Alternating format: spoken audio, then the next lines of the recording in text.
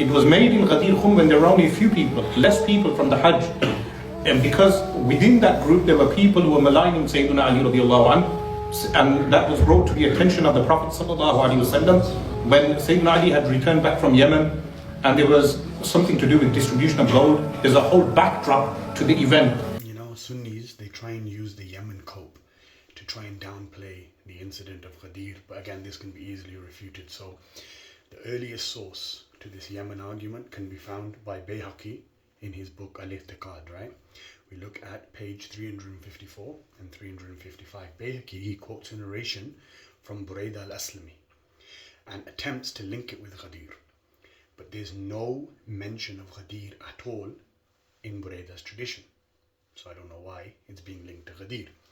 This same tradition, by the way, can be found in the Musnad of Ahmad ibn Hanbal, volume 16, hadith 22,841. And look, no mention of Ghadir because there is no link to the Yemen incident and Ghadir Khum. Also, Ibn Kathir is the one who popularized this Yemen argument. So before him, it wasn't popularized, Sunnis never even knew about it. Now, when Ibn Kathir mentioned it, all of a sudden now, it becomes the main response of Ahl Sunnah. Now we read in Bidayah wa Nihaya, volume 7, page 394 and 396. Ibn Kathir cites who? Ibn Kathir, he cites Bayhaqi as his source, right? And this is found in Dalail al-Nabuwa, volume 6, page 298 to 299. Now this report is unacceptable and is rejected due to the presence of an individual by the name of Ismail ibn Abi Uwais. And this is the person in the chain who's known as a liar. So it's already rejected. The Muwatta of Imam Malik, volume 2, page 480, here states that Ismail ibn Abi Uwais is weak. And another criticism is that even within this report, Abu Sa'id al-Khudri, the one who actually narrates it, he says that this took place in Medina. Ghadir was before Medina, wasn't it?